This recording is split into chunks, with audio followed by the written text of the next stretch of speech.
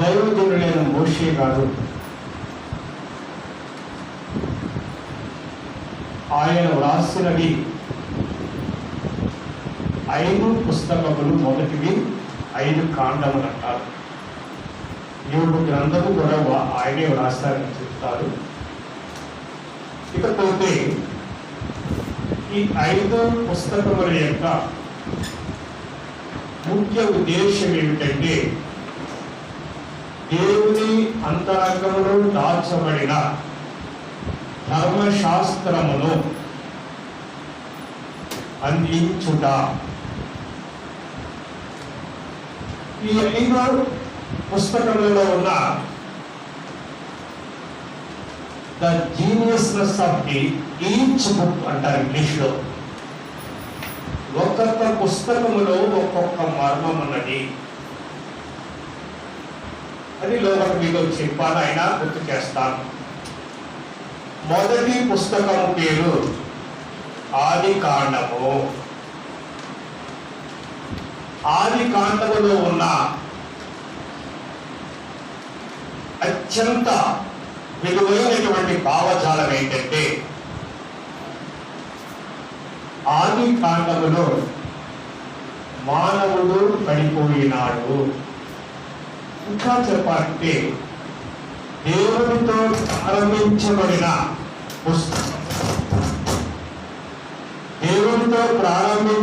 పుస్తకము యోసేపు సమాధి పెట్టుతో ముగించబడినది. దేవుడు జీవాధిపతి. ఆయన వాక్కులో జీవం ఉన్నది,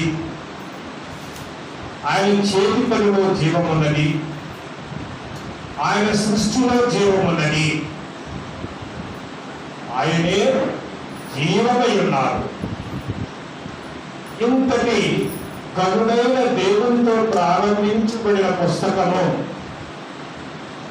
ఒక చావు పెట్టి, అనగా యోసేపు యొక్క చావు పెట్టితో ముగించబడినదంటే ఇది ఒక విషాదము.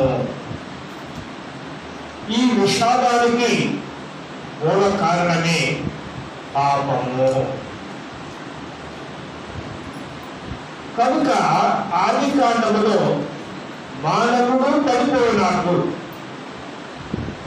పడిపోయిన మానవుణ్ణి విమోచించుటకే దేవుడు నిర్గమకాండములో పస్కా బలిని వెల్లడిలోనికి తెచ్చినారు.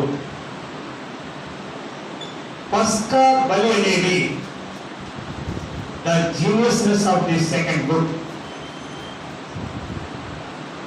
ఇప్పుడు విమోచించబడిన వారు పరిశుద్ధుడుగా జీవించాలి అని చెప్పే పుస్తకమే లేవియ కాండము.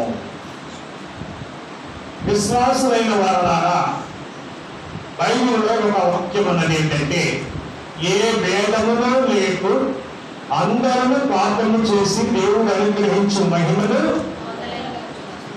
పాప విషయంలో భేదము లేదు. కానీ విమోచించుటలోనే పస్కా బలి ద్వారా రక్షణ అనుగ్రహించబడినది.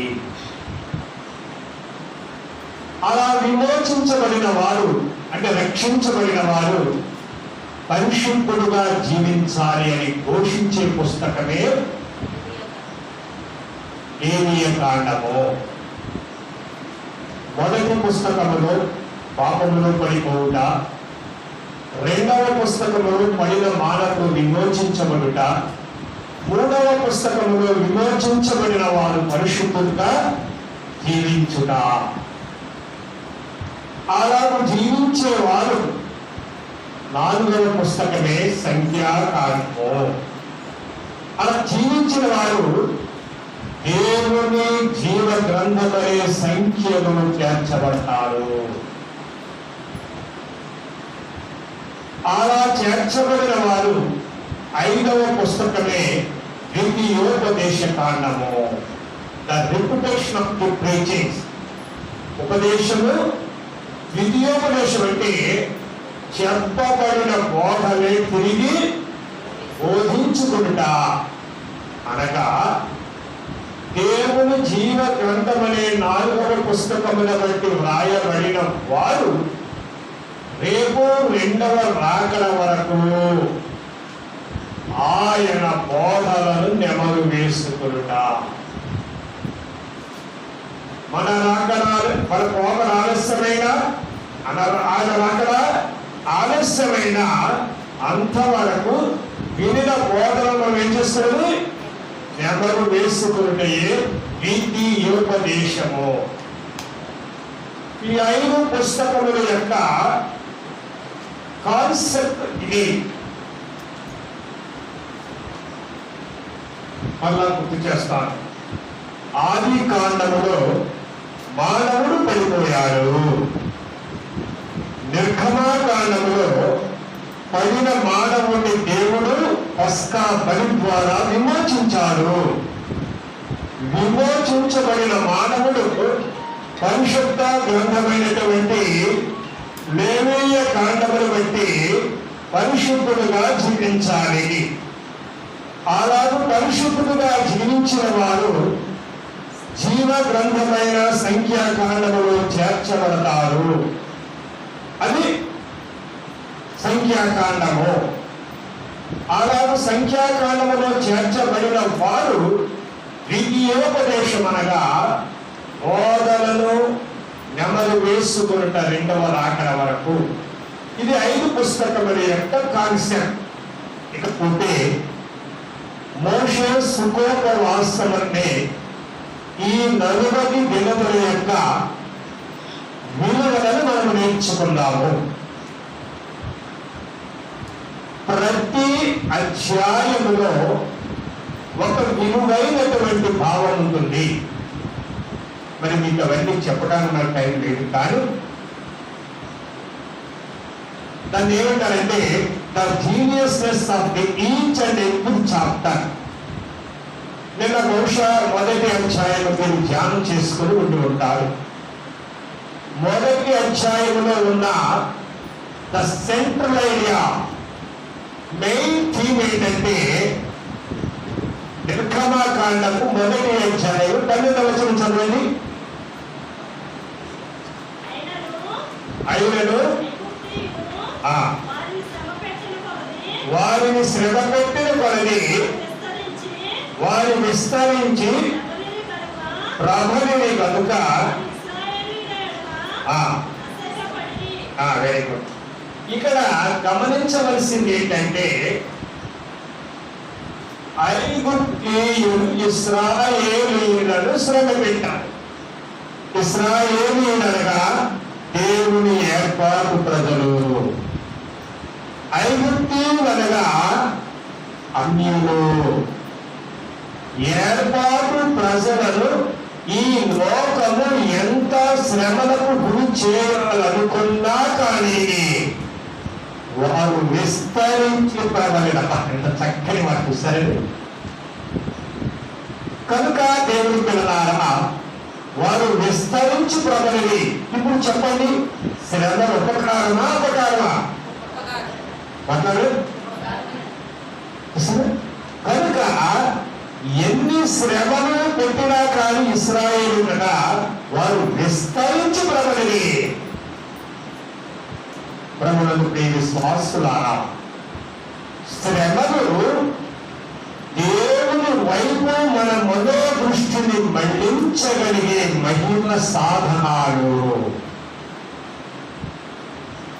సాధారణంగా శ్రమలు అనేటప్పటికీ అనేక మంది విసిగి వేసారిపోతారు.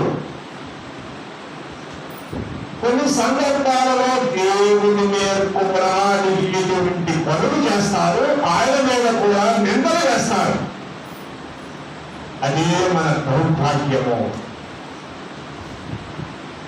అందుకనే దేవదాసాయి గారు రాసినటువంటి దైవజనులైన దేవదాసాయి గారు రాసిన చరణంలో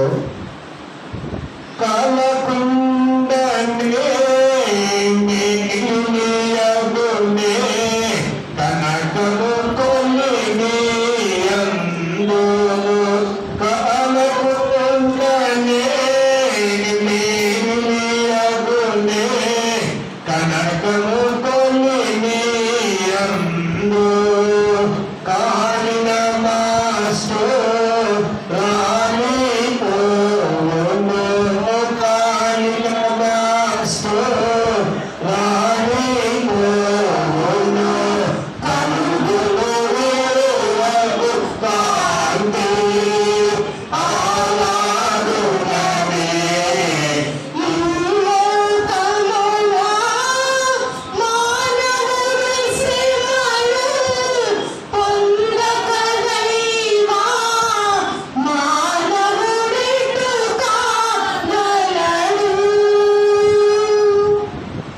శ్రమలు మీ విశ్వాసులారా, శ్రమలు విలువలు ఎరిగిన వారే శ్రమలలో ప్రభువును స్తుతిస్తారు తప్ప ఎన్నడూ వారు నశింపోరు, వెనుకాడరు, దాగి ఉంటారు. ఇకపోతే ఈ చదవబడిన వచనంలో మరి యొక్క జీవితం శ్రద్ధగా వినండి. ఐగుప్తీయులు వారిని శ్రమ పెట్టిన కొలది వారు విస్తరించి ప్రబలిని. ఈ సాదృశ్యమే దేవుడు మోషేకు మొదలో చూపించినారు. ఆ సాదృశ్యం ఏంటంటే పచ్చని పొద అనగా ఇశ్రాయేలీలే. పచ్చని పొద కదా అగ్ని జ్వాలలు అనగా ఐగుప్తీయులు పెట్టుచున్న శ్రమలు. అర్థం. ఈ మొదటి వచనంలో ఏముంది? వారు శ్రమ పెట్టిన కొలది విస్తరించి, అంటే శ్రమలకు ఏమవుతున్నారు? వాడు విస్తరిస్తున్నారు, ప్రబలుతున్నారు. అదే సత్యాన్ని దేవుడు మోషేకు పొదలో చూపించాడు. చెప్పండి, అదే సత్యాన్ని మోషేకు దేవుడు పొదలో చూపించాడు. ఏమిటంటే ఆ పచ్చని పొదే ఏర్పాటు పిల్లలైన ఇశ్రాయేలీయులు. ఆ అగ్ని జ్వాలలే ఐగుప్తీయులు పెట్టుచున్న శ్రమలు. మరి శ్రమలకి అగ్ని జ్వాలలకు పొద కాలిపోవాలా, కాలిపోవదా? ఎవరు మాట్లాడతా? మరి కాలిందా? ఐగుప్తీయులు పెట్టుచున్న శ్రమలకు ఇశ్రాయేలులే ఏమైపోవాలి అని వారు విస్తరించి ప్రబలిరి. ఈ సత్యములో ఉన్నటువంటి వాస్తవికత ఏమిటంటే దేవుని నమ్ముకొనిన వారలారా, దేవుని యందు విశ్వాసము కలిగిన వారలారా, దేవుడంటే భయభక్తులు కలిగిన వారలారా, ఎన్ని శ్రమలు వచ్చినా మన బ్రతుకులను కాల్చలేవు. అగ్ని జ్వాలల లాంటి వ్యాధులు, బాధలు, సమస్యలు, ఇహలోక బాధలన్నీ కూడా మనలను నశింప చేయాలనుకున్నా కానీ వాటి వల్ల కాదు అనే సత్యానికి ప్రభు తెలియజేస్తున్నారు. అర్థం కదా? ఎన్ని అగ్ని జ్వాలలున్న పచ్చని పొద, ఎన్ని శ్రమలున్న విశ్వాస జీవితము చెప్పలే నశించదు, కాలదు. అదే దేవునిలో ఉన్న మహాప్రేమ. కాస్త ఓపిక పట్టాలి కానీ దేవుని మహిమను చూస్తాము శ్రమలలో. అందుకనే దేవదాసాయి గారి చదువును రాస్తూ కీడు చాటున క్రీస్తు దాచిన మేలును చూడకుండునా. ఈ విశ్వాసం మరి ఇప్పుడు మనకి శ్రమలు, కష్టాలు, వ్యాధులు, బాధలు వచ్చేటప్పుడే దేవుడి కోసం చూస్తావా లేదా కీడు కోసం చూస్తావా? ఈ శ్రమలో ఏ మేలు దాచావు నాయన, నీకే స్తోత్రము నాయన. ఇంకా బాగా చెప్పరా, శ్రమను మన ముందు సవాలు చేసుకుంటే శ్రమను తొలగించని చాలా మంది ప్రార్థన చేస్తారు.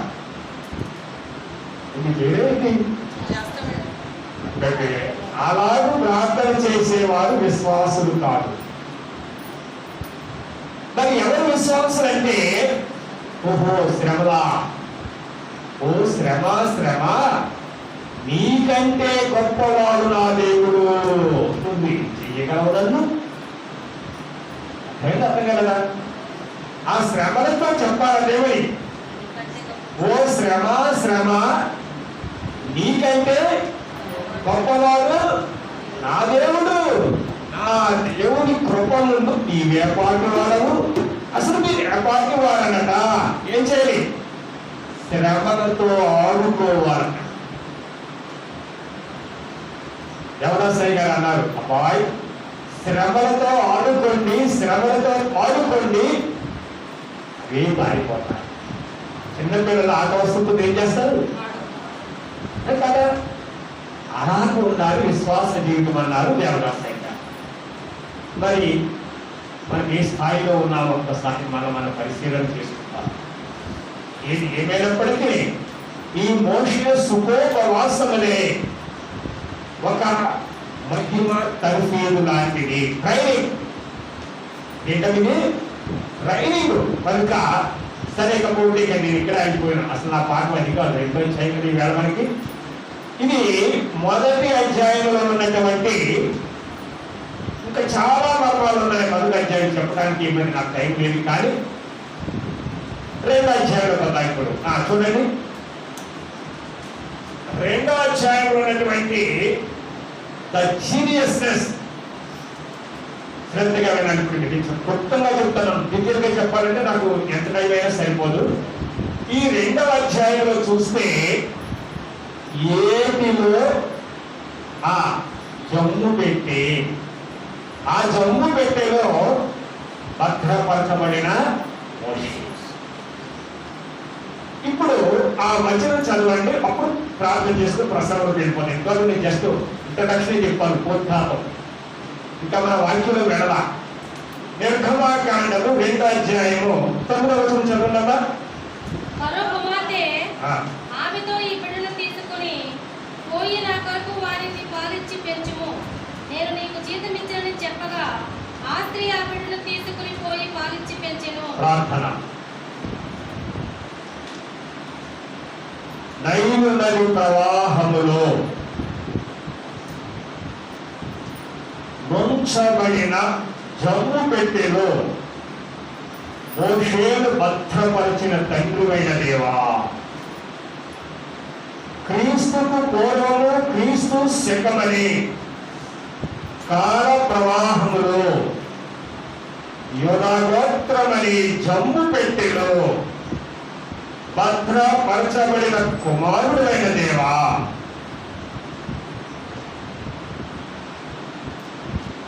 రెండవ రాకడ కాలములో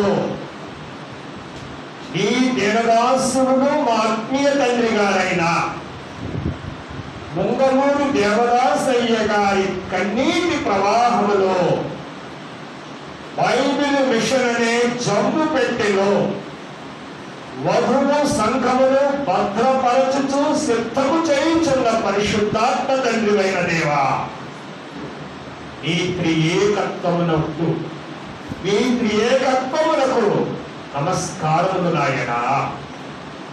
గతించిన 2021వ మోషే సుఖోపవాసములు మొదలుకొని నేటి ఈ దిన మోషే సుఖోపవాసముల వరకు మమ్మను సజీవులుగా ఉంచిన దేవా మీకు స్తోత్రములు. ఈ మహాభాగ్యము అనుభవించలేని వారు అనేక మంది లోకము విడిచి వెళ్ళిపోయారు. కానీ దీనులమైన మమ్మలను సజీవులుగా ఉంచి మరి యొక్క ధన్యకరమైన వ్రత దినాలలో మమ్మలను ప్రవేశపెట్టిన దేవా నీకే స్తోత్రములు నాయన. ఈ దిన పాఠములో నుండి మాతో మాట్లాడుమని వాక్యోపదేశకుడైన యేసు నామములు అడిగి వేడుకొనుచున్నాను తండ్రి.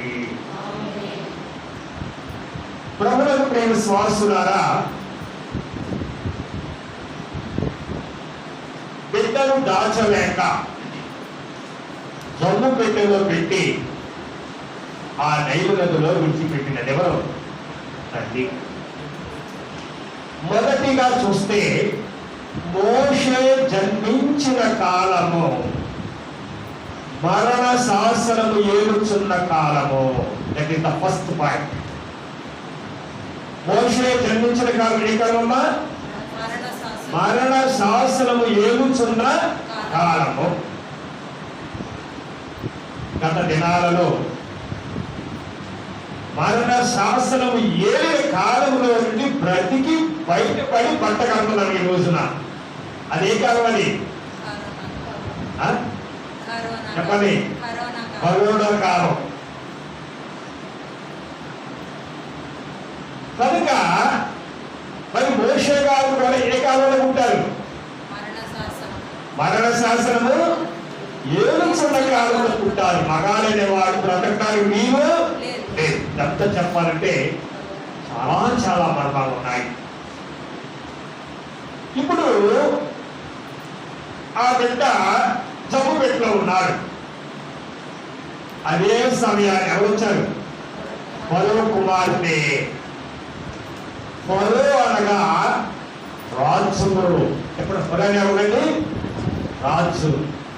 ఇక్కడ ఒక సత్యాన్ని చెప్తాను, శ్రద్ధగా వినాలి. ఇప్పుడు నా భాష చాలా గంభీరంగా ఉంటుంది, అయినా అర్థం చేసుకోమని. ఫరో కోటలో చెప్పండి, ఏ కోటలో ఉందా? కోట అంటే ఏంటి? రాజు గారు ఉండేటువంటి అంతఃపురం. ఫరో కోటలో సాతాను పథకము వేశాడు. చెప్పండి, ఫరో కోటలో సాతాను ఏంటా పథకం? ఇశ్రాయేలీయులను నశింప చెయ్యాలని. అదే కోటలో, ఏ కోటలో? ఆ ఫరో కోటలో దేవుడు పాగా వేశాడు. అర్థం కదా? పథకము వేరు, పాగా వేరు. పాగా ఏంటి? తలపాగా. మీకు అర్థం కదా? దేవునితో చెలగాట మాడతాడు ఆ సాతాను. అహష్వేరోషు కోటలో సాతాను పథకము వేశాడు. అదే కోటలో దేవుడు పాగా వేశాడు, ఎస్తేరును మహారాణిగా చేసి. కదా? హేరోదు కోటలో సాతాను పథకము వేశాడు, యేసును చంపేయాలని. అదే కోటలో దేవుడు పాగా వేసి ప్రభు యేసుక్రీస్తు వారిని ఐగుప్తులో నుండి నాకు కుమారుని పిలిచిందనే వాక్యం ఉంది. దేవుడు ఏం చేశాడు? కాపాడు. బైబిల్ విషయం కోటలో సాతాను పలకలు వేశాడు, 4 ముక్కలాటని. అదే బైబిల్ విషయం కోటలో దేవుడు పాగా వేసే రోజు వస్తుంది, మీరే చూస్తారు. దేవుడికి మహిమ కలుగును గాక.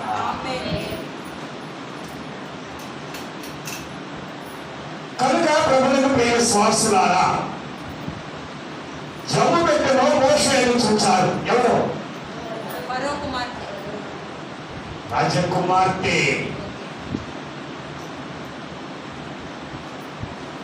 చూడగానే మొదటిగానేమో ఆమె ఏమేమడింది? మోషే ఏడుపు. చాలా విలువైన పాయింట్ మీరు గుర్తుపెట్టుకోవాలి. మోషే ఏడుపు ఫరో కుమార్తెను తన దగ్గరకు పిలిచినది. అవునా కదా? వెంటనే పెట్టి తెప్పించింది, పెట్టి ఓపెన్ చేయించింది. ఓపెన్ చేయగానే లోపల ఎవరున్నారు? అంటే అంటే సరైన ఆన్సర్ కావాలి. దివ్య సుందరుడైన మోషే. చెప్పండి, ఎవరైనా? దివ్య సుందరుడైన మోషే.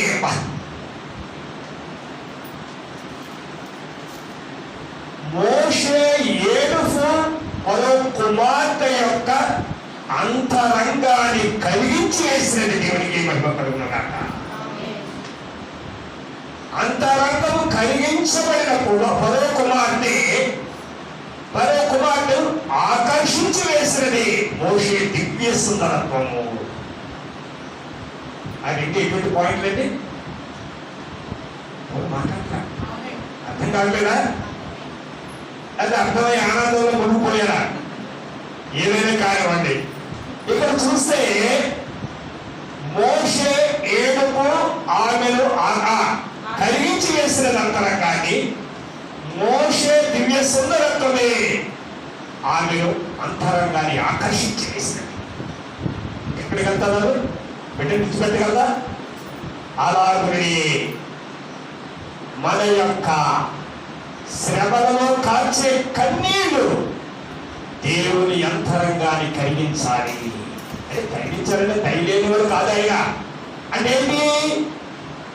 అంతటి విజ్ఞాపన ప్రార్థనలు, కన్నీటి ప్రార్థనలు, ప్రసవ వేదన ప్రార్థనలు కష్టాలను చేయాలి తప్ప కష్టాల వైపు చూడనే చూడదు. ఇంకా చెప్పాలంటే మన అంతరంగ శుద్ధి, మన హృదయ శుద్ధి దేవుని మనస్సును ఆకర్షించాలి. అది భక్తి జీవితం అంటే. దేవుడట దేవదాసయ్య గారిని ఉడిని వెళ్ళడానికి ఇష్టపడేవారు కదా. ఎట్లా? ఎందుకని? ఇంత భక్తుడు నాకు దొరుకుతాడా? తను పరలోకం అయిపోతే అక్కడ ఉండాలి ఇటువంటి భక్తుడు మాట్లాడే. కానీ ఎక్కడ ఉండాలనిపిస్తుంది దేవుడికి? దేవదాసయ్య గారి దగ్గర ఉండాలనిపించే మర్మాలు ఎన్నిందో ఉన్నాయని చెప్పడం టైం లేదు ఇప్పుడు. కనుక ప్రభువునందు ప్రియ విశ్వాసులారా, దేవుని పిల్లలారా, ఫరో కుమార్తె అంతరంగములు కలిగించినది మోషే కన్నీటి ప్రార్థన. ఫరో కుమార్తె అంతరంగాన్ని ఆకర్షించి వేసినది మోషే దివ్య సుందరత్వము. ఈ రెండు కలిసట. ఏ రెండు? ఆమె అంతరంగాన్ని కలిగించినది బట్టి, ఆమెను ఆకర్షించినది బట్టి డైరెక్ట్ గా రాజ మందిరంలోకి వెళ్ళిపోయాడు. బానిస కుర్రవాడు. చెప్పే కుర్రవాడండి, అవునా కదా? బానిస కుర్రవాడు ఫరో కోటలో బాగా వేశారు. దేవునికి మహిమ కలుగునుగాక. కనుక సాతాను ఎక్కడ పథకము వేస్తాడో అక్కడే దేవుడు ఏం చేస్తాడు? ఆ బాగా ఎవరు? దైవజనుడైన మోషే. ప్రభువునందు ప్రియ విశ్వాసులారా, దేవదాసయ్య గారు అన్నారు, అబ్బాయి అప్పుడప్పుడు దేవుడు సాతానుతో చెలగాట మాట్లాడాడు. అర్థం కాదు కదా. అంటే ఏంటి? వాడికి తన యొక్క భక్తుల యొక్క శక్తిని చూపించాలి. యోగ విషయంలో దేవుడు ఏం చేశాడు? చెలగాట వాడాడు. ఎవరితోటి? సాతానుతో. అలాగే కొన్ని శ్రమలు మనకు వస్తాయి. చెలగాట మాట్లాడితే తప్ప మనం చంపడానికి కాదు. మరి అలాగే అనుకుంటాం. మీరు ఏం ఇష్టం. ఇంకా ఏమైనప్పటికీ ఇప్పుడు మోషే గారు ఎక్కడికి వెళ్ళిపోయారు? వెళ్ళిపోయారు. ఇంకా కాస్త ముందుగా దగ్గర అయిపోయి టైం సరిపోదు మనకి. వెళ్ళిన తర్వాత ఇప్పుడు పాలించి పెంచేది ఎవరు? చూసారా ప్లాన్ ఎలా ఉందో? పాలించి పెంచేది పరాయావుడికి ఎవరు? కన్న తల్లి. ఇప్పుడు ఫరో కుమార్తె అంటుంది, ఈ బిడ్డను తీసుకొని పోయి నా కొరకు పాలించి పెంచును, నేను నీకు జీతమిస్తాను. శ్రద్ధగా వినాలి, ఇక్కడ చాలా మర్మాలు ఉన్నాయి. ఇప్పుడు మోషే పెరిగేది ఏ పేరు మీద? అదే కదా. అంతేనా? కన్నతల్లి పేరు మీద. చూసారా ఎంత విచిత్రమో? పాలించేది కన్నతల్లి, పెంచేది కన్నతల్లి, కానీ పెరిగేది మాత్రం ఎవరి పేరు మీద? చూసారండి, ఫరో కుమార్తె పేరు మీద. ఇప్పుడు ఒక్కొక్క పాయింట్ చెప్తారు వినండి. తల్లి పేరు మీద, రెండవది ఫరో కుమార్తె పేరు మీద. తల్లి పేరు మీద పెరిగితే చావు తప్పదు. ఫరో కుమార్తె పేరు మీద పెరిగితే చావు లేదు. సరే తేడా గమనించారు లేదా? కన్న తల్లి పేరు మీద పెరిగితే ఏం తప్పదు? చావు తప్పదు. కానీ ఫరో కుమార్తె పేరు మీద పెరిగితే ఏం లేదు. ఏ బిడ్డకైనా మనం ముందే గమన, ఆ బిడ్డకు మాత్రం ఏం లేదు. పాయింట్. దాస గృహములో పెరిగిన ఫరో రాజ గృహంలోనికి వెళ్ళిపోతూ తన కుటుంబాన్ని రాజమందిరంలో తీసుకెళ్ళిపోయాడట. ఎంత గొప్ప నాయకుడు! తాను వెళుతూ ఏం చేశాడు? అమ్మ తీసుకెళ్ళి అమ్మాయి అక్కేది కదా, ఇక అందరూ వెళ్తారే అమ్మా అట్లనే. ఇప్పుడు మోషే బాలుడై ఉన్నప్పటికీ బాల నాయకుడు అయిపోయాడు. దేవుడికి ఏ మహిమ కలుగును కాక. అంటే తన కుటుంబాన్ని ఎక్కడ నడిపించాడు? రాజమందిరంలోకి నడిపించాడు. బహుశా ఈ బాల నాయకుడే లక్షలాది మంది దేవుని కుటుంబాన్ని వారు తేనెలు ప్రవహించి కాలాలకు నడిపించే నాయకత్వానికి this is a rehearsal. Rehearsal తెలుసా? వినాలి కదా మాట. అట్లనే రావ్యాకుడికి అయితే బాగా తెలుస్తుంది రిహర్సల్ అనే మాట. సరే, ఏది ఏమైనప్పటికీ కూడా ఇప్పుడు బాల నాయకుడు ఎవరు తీసుకెళ్ళారు? ఎక్కడ తీసుకెళ్ళారు? మూడోది, తాను 3 నెలల పసిగందైనా తన కుటుంబాన్ని పోషించాడు జీతమిస్తూ. బాల పోషకుడు ఏమండి? ఇప్పుడు 10వ కుమార్తె తల్లికి ఏమిస్తుంది? ఈ సంపాదన ఎవరిని బట్టి? అవునా కదా? కానీ ఇప్పుడు మోషే గారు ఎవరు? బాల పోషకుడు. లక్షలాది మందిని ఆకాశపు మన్నాతో పోషించే ఈ పోషకుడే ఇప్పుడే ఎలా పోషించాలో రిహర్సల్. నేను అంతమందికి అన్నవాళ్ళు మాట్లా మీరేమో చేయగలరా? నలుగురు గుండు పెట్టడానికి మీకు ఎంత ఇష్టొచ్చేస్తుంది? కానీ మోషే ఎంతమందిని? లక్షలాది మందిని పోషించిన బాల పోషకుడు. మోషే గారికి మంచి మంచి బట్టలు కావాలంటే అమ్మకి నచ్చి కొని తరింపు చేస్తారా? అక్కడ ఎవరు పర్మిషన్ కావాలి? అది చూసారా? నా కొడుకే కదా, నాకు నచ్చింది యొక్క శబ్దాన్ని కొంటే ఊరుకుంటుందా? కానీ కుమారుడు ఎవరు కుమారుడు? కానీ ఆధారపడే ఎవరి మీద ఆధారపడాలి? అమ్మ ఇష్టము జరగదు. ఇక్కడ ఎవరి ఇష్టం జరగాలి చెప్పాలి? దేవుని పిల్లలారా, విశ్వాసమైన వారలారా, దేవుడు మనకు బిడ్డలు ఇస్తాడు. మన బిడ్డలను మన చిత్తము చొప్పున పెంచారో అప్పుడు కష్టాలని. దేవుడు మనకిచ్చిన బిడ్డలను ఆయన పేరు మీద పెంచితే ఏడు అయితే అర్థం కదా. ఇప్పుడు మోషే గారిని కనతల్లి మీద పేరు పెంచితే ఏమున్నాయి? అన్ని కష్టాలే కదా. అదే ఫరో కుమార్తె పేరు మీద పెంచితే అన్ని భోగభాగ్యాలే. అలాగే మన బిడ్డలను కూడా దేవుని మీద ఆధారపడి పెంచితే అన్ని మహిమపడాలి. నా కొడుకే నా బంగారమే మనకి మన పేరు పెంచుకుంటే అన్ని కష్టాలు. అబ్బాయి క్యాచ్ చేశారా లేదా?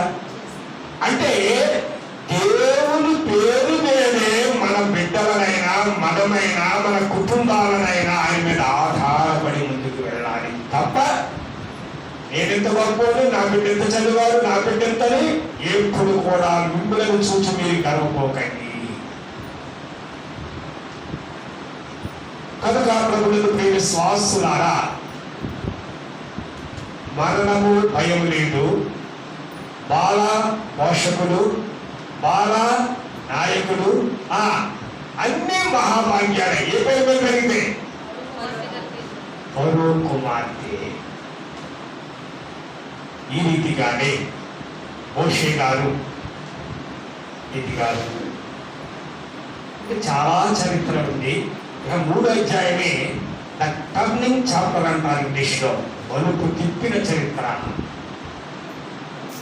ప్రభువునందు ప్రియ విశ్వాసులారా, ఇప్పుడు 2వ అధ్యాయం కొద్ది నిమిషాలు ధ్యానం చేసుకొని ముందుకెళ్ళిపోదాం. ఈ బిడ్డను నా కొరకు పెంచును, నేను నీకు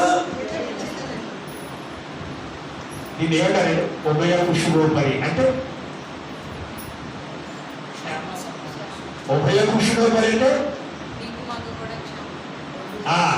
మీరు బాగున్నారు, మేము బాగున్నాము. తన బిడ్డను తను హాయిగా పెంచుకుంటుంది, తనకి హ్యాపీగా జీతం వస్తుంది. ఆయన అర్థం కాలేదు మీకు.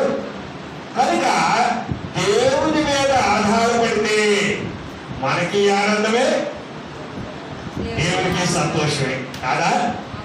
కనుక దేవుని పిల్లలారా, ఇలాగ మోషే పెంపకాన్ని మనం చూస్తున్నాము. ఇకపోతే 40 ఏళ్ళు అయిందండి ఎవరికి? మోషే గారికి. ఈ 40 ఏళ్ల చరిత్రను ఏమంటారంటే రాజ్య కళ. చెప్పండి ఏమన్నారమ్మా? మోషే గారు జీవించిన సంవత్సరాలు ఎన్ని? మొదటి 40 రాజ్య కళ, రెండవ 40 శ్రవణ కళ, మూడవ 40 మహిమ కళ. Very good. కాస్త పోస్తూ నా శిష్యులు అనిపించారు. కనుక ప్రభువునందు ప్రియ విశ్వాసులారా, రాజకళ ఈ 2వ అధ్యాయంలోనే రాజకళ ఉన్నది. చెప్పండి ఇక్కడమ్మా. ఇక ఈ రాజకళ గురించి చెప్పాలని చాలా విషయాలు ఉన్నది, కానీ రాజమందిరంలో ఒక్కసారి బయటకు వచ్చాడు. ఎవరైనా అంటే నీరు అనాలి. ఎందుకని వాగ్వాడాలు? మరో మహాసామ్రాజ్యానికి కాబోయే యువరాజు. అర్థం కదా? అందుకనే అపోస్తలుల కార్యములు 7వ అధ్యాయం చూడండి. అపోస్తలుల కార్యములు 7వ అధ్యాయము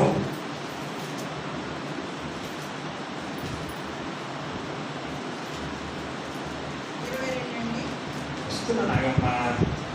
నేను ముసలోడు కదా, మీలా చక్కగా చెప్పగలనా? అపోస్తలుల కార్యము 7వ అధ్యాయము 25వ వచనం చదవండి. తన ద్వారా తన సహోదరులకు దేవుడు రక్షణ దయచేయుచున్న సంగతి వారు గ్రహింతుడని అతను తలంచరు, కానీ వారు గ్రహింపరని. చాలా జాగ్రత్తగా అనిపిస్తుంది. టాపిక్ పాయింట్ అన్నాను. ఈ మాట ఎవరన్నారు? అపోస్తలులు ఎవరు మాట్లాడారు? ఇయని అబ్బబ్బబ్బా, పరిశుద్ధాత్మ పూర్ణుడైన స్టెఫను. సరే, ఇంటిగా చదువుకోండి. మన బైబిల్ కాస్త జాగ్రత్తగా చదివి అన్నీ తెలుస్తాయి. ఇకపోతే తన ద్వారా తన సహోదరులకు దేవుడు ఎవరికి బాగుంది మాట? తన ద్వారా. అందుకనే హీరో అన్నా. మోషే గారు అనుకున్నారు, నా ద్వారా ఇశ్రాయేలుకు చాచి చెప్పగా ఉన్నట్టు జరిగిందంటే జరిగిందా లేదా? ఆయన చెప్పండి, నన్ను చంపుతావా అన్నారా లేదా? ఎప్పటికీ పారిపోయాడు. ఎక్కడికి? అరణ్యంలో పారిపోయా లేదా మోషే? అతను రాజమందిరం నుంచి వచ్చాడు బయటికి. ఏమని వచ్చాడు? తన ద్వారా ఇశ్రాయేలుకు రక్షణ. ఇది స్వనీతి. చెప్పండి ఏమన్నారా? స్వనీతి. మనిషి అనేవాడు ఎప్పుడు స్వనీతి మీద బ్రతకూడదు, దేవుని మీద ఆధారపడి బ్రతకాలి. 40 సంవత్సరాలు రాజ కలగలిగిన మోషే అంటున్నాడు. అనుకున్నాడు అమెరికా ఎవరి ద్వారా రక్షణ ఇశ్రాయేలుకి? తన ద్వారా. ఇంగ్లీష్ లో ఐ అంటే తెలుసా ఎవరికైనా? ఐ అంటే ఏంటి? నేను నేను. ఎలా ఉంటుంది అక్షరం? నిలువుగా. ఈ ఐ అనే అక్షరాన్ని సి అంటే క్రైస్తు అంటే క్రీస్తు సీలాగా వంచాలంటే, ఎనప ముక్కలు వంచాలంటే ఏం చేయాలి? అట్లనే కొలుములో పెట్టి ఐ అనుకున్న మోషేలు నత్తోని ఏమీ తెలియదు బాబోయ్ అన్నంత వరకు కూడా ఏం చేశాడు దేవుడు? వంచి పడేశాడంటే. అర్థమైందా భాష? ఎంతవరకు వచ్చాడంటే, నత్తి వాళ్ళను నాయన, నోటి మాంచము గల వాళ్ళను నాయన, ఏపాటోను నాయన, ఇశ్రాయేలు దగ్గరికి వెళ్ళమంటున్నావు, నడిపించమన్నా, నేను యోగ్యులను కాదు నాయన. ఇప్పుడు ఏమైపోతుంది? తన ద్వారా అనుకున్నాడు ఏమైపోయాడు? ఐ కాస్త సి అయిపోయిందా లేదా? ఈ ఐ అనే ఎనప మొక్కలు సీలా తయారు చేయాలంటే ఏం కావాలి? కొలిమి. ఏ కొలిమి? అక్కడే శ్రమలు. అదే శ్రమల కళ. ఇప్పుడు ఇదే అధ్యాయం 7వ అధ్యాయం చూడండి. తన ద్వారా అనుకుంటారా లేదా? ఇప్పుడు 34 చదవండి.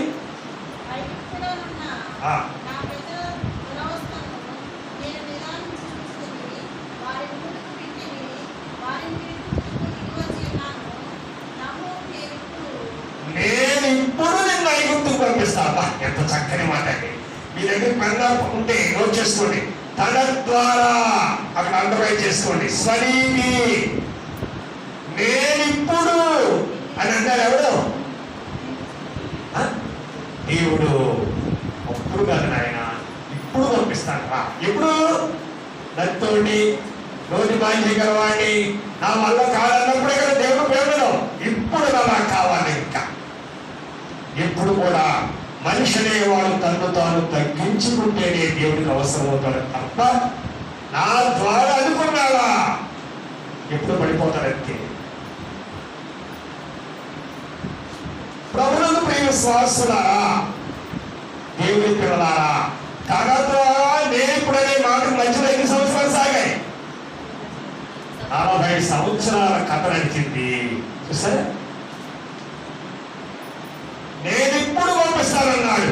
అదే ఈ తన ద్వారా ఈ యొక్క నేను ఇప్పుడు అనే మాటకి 2వ అధ్యాయమే సాక్ష్యం. సరిపోయిందా లేదా? కానీ 2వ అధ్యాయం, 1వ అధ్యాయం ఎన్ని సంవత్సరాల చరిత్ర? 40 సంవత్సరాల చరిత్ర. 2వ అధ్యాయం ఎన్ని సంవత్సరాల చరిత్ర? చెప్పలే. 40 సంవత్సరాల చరిత్ర. ఇక నుంచి 3వ అధ్యాయం నుంచి ఎన్ని సంవత్సరాల చరిత్ర? 40 సంవత్సరాల చరిత్ర. అది మహిమ కాలం.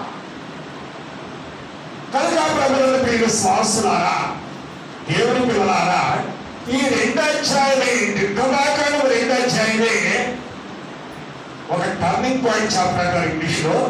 ఏమైనప్పటికీ ఇప్పుడు చూడడం వల్లండి, నిర్గమాకాండము 2వ అధ్యాయంలో రండి.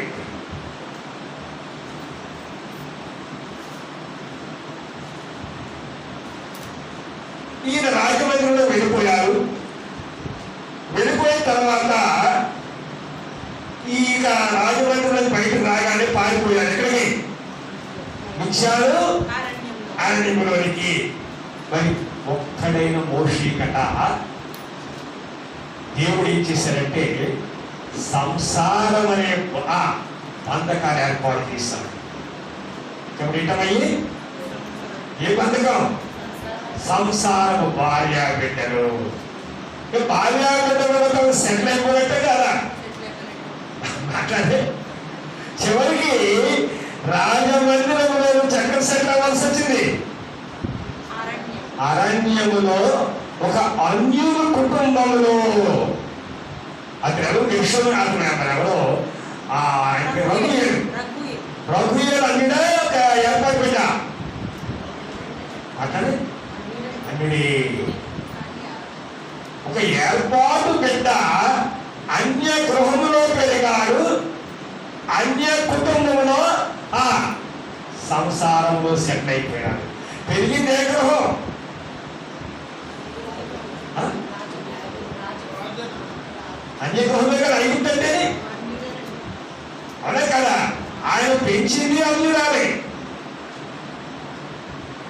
సంసారం కూడా అట్లనే అన్య కుటుంబంలో పెంచాడు.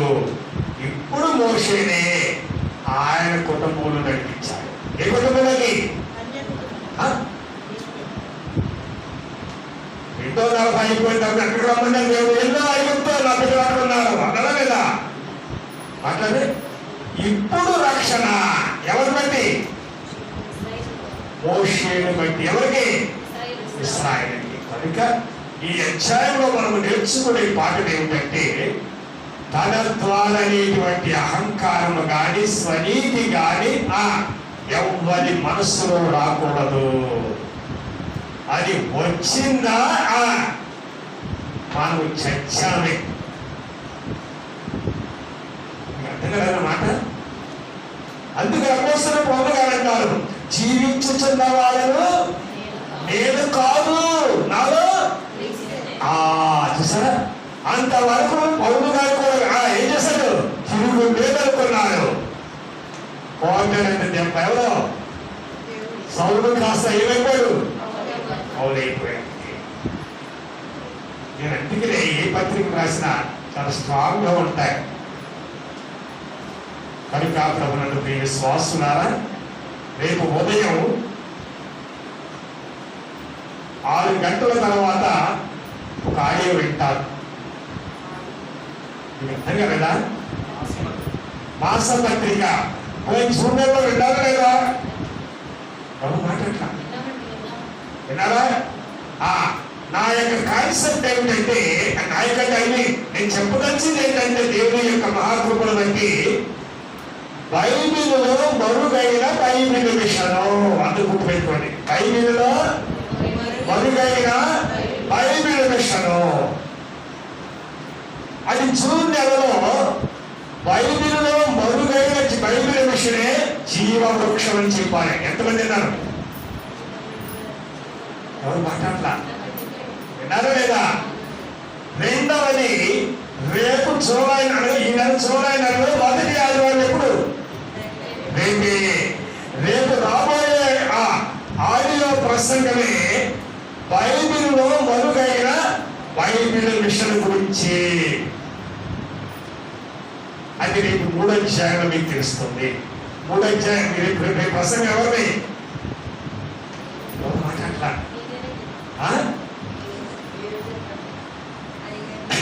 మాట్లాడలా? రేపు ప్రసంగం ఎవరున్నారా మీరు? ప్రబోధ్ గారు నాకు టైటిల్ ఇచ్చేసాను, నేను కాదు. ఎవరు? రాణి గారా, రాజు గారా, లేకపోతే ఎవరు?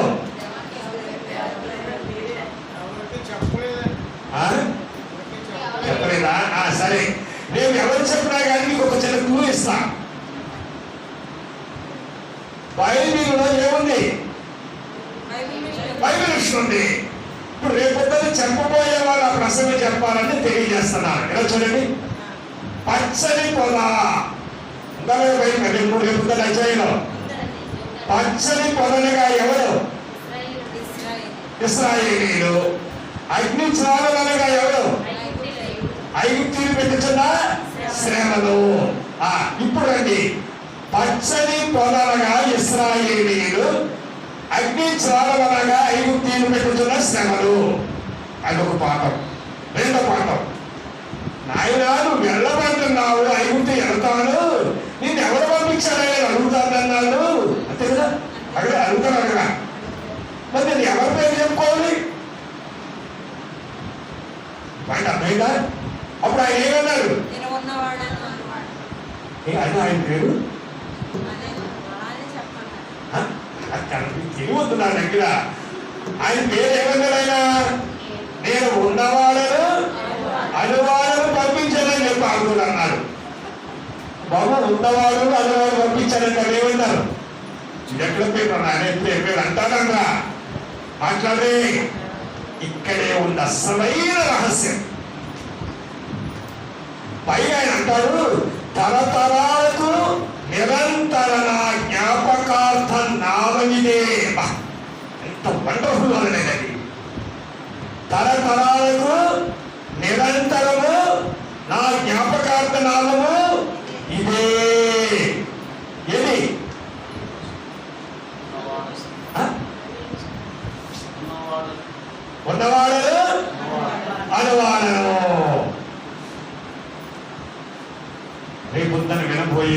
ఆడియోలో వీడియో పెట్టారు. అది మీకు చెప్పను కానీ చెప్పేస్తాను. మీ దగ్గర దాచేది ఏముంది?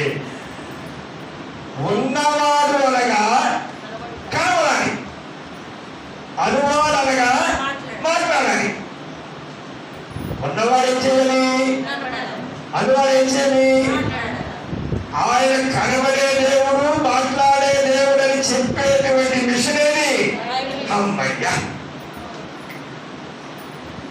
చెప్పడం కూడా కొట్టుకుంటాను. అంటే ఇది ఎలా ఉందంటే అలా ఉంది. నాకు ఆనందం. ఇలా చూడండి, కనబడే దేవుడు, ఈ పేరట ఎప్పటి పేరు? రేపు ఉందని పేరా? బాగానే చెప్తున్నా. ఎప్పుడు పేరుది? తరతరాలు, యుగ యుగాలు, నిరంతర నా జ్ఞాపకార్థ నామము. ఉందా బైబిల్లో? ఇప్పుడు చెప్పండి, తరతరాలు, యుగ యుగాలు, జగ జగాలు దేవుని జ్ఞాపకార్థ నామమే బయలుపరచబడిన బైబిల్ విషయం. దేవునికి మహిమ కలుగుగాక. దేవుని మహిలో నుండి పొదలోనికి వచ్చి దాసుని గదిలోనికి వెళ్ళిన విషయమే ఏ విషయం? బైబిల్ విషయము. ఇప్పుడు మోషే చూచిన పొదలో ఏముంది? బైబిల్ విషయం. ఇంకా డౌట్ ఏంటి? ఈ మర్మమే రేపు వినండి. దేవునికి మహిమ కలుగును గాక. మీ అందరికీ మరణాత.